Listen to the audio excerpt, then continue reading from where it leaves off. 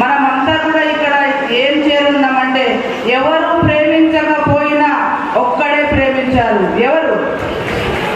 యేసు ప్రభు. పాట రెడీ పాట. ఒక్కరు క్షమించకపోయినా ఎవరు క్షమించారు? యేసు ప్రభు క్షమించారు. ఎవరు మనల్ని బానిసలుగా ఉంచినారో వాళ్ళందరి నుంచి విడుదల చేసింది ఎవరు? యేసు ప్రభువే.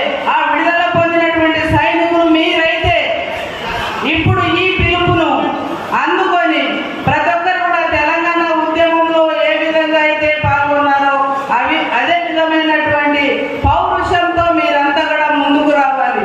మహిళగా నేను ఒక్కడే కోరుతున్నాను, మీరంతా కూడా ఎక్కువ సంఖ్యలో పురుషులు ఉన్నారు.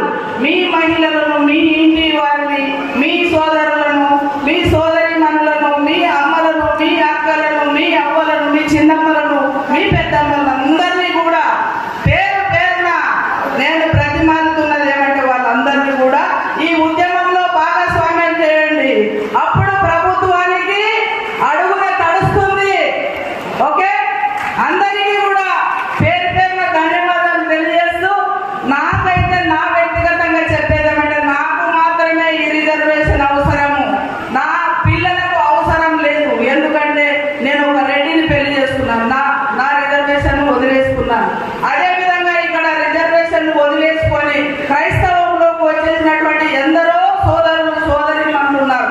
వాళ్ళందరూ కూడా మన ఉద్యమానికి సపోర్ట్ చేస్తున్నందుకు కూడా పేరు పేరున నేను వారిని అభినందిస్తూ ధన్యవాదాలు తెలియజేస్తున్నాను. ఇంకొక విషయం ఏమంటే మన హిందువులుగా ఉన్న మార్గలకు మనం ఒకటే అప్పీల్ చేసుకోలేము. మనము ఒకటే. 59 కులాల్లో ఉన్న దళితులందరూ కూడా ఒకటే. మనం ఏ మతాన్నైనా స్వీకరించవచ్చు. పుట్టుకతో వచ్చేది కులము, మార్చుకుంటే వచ్చేది మతము. నీ మనసు మార్చుకున్నంత మాత్రాన నీ హక్కులను కాల రాస్తామంటే రాజ్యాంగం ప్రకారం మనం అందరం కూడా తిరగబడాల్సిన అవసరం ఉంది. ఇది మొదలు కాదు, ఇది మొదలు కాదు. కాబట్టి మీరందరూ కూడా వివిధ సంఘం నుంచి వచ్చినటువంటి వారు పార్టీలను మనము బ్లేమ్ చేయకూడదు. పార్టీలలో ఉన్న కొంతమంది ముదిరిపోయినటువంటి వ్యక్తులు ఈ ఉద్యమాన్ని వెనక్కి లాగుతున్నారు. ఎందుకు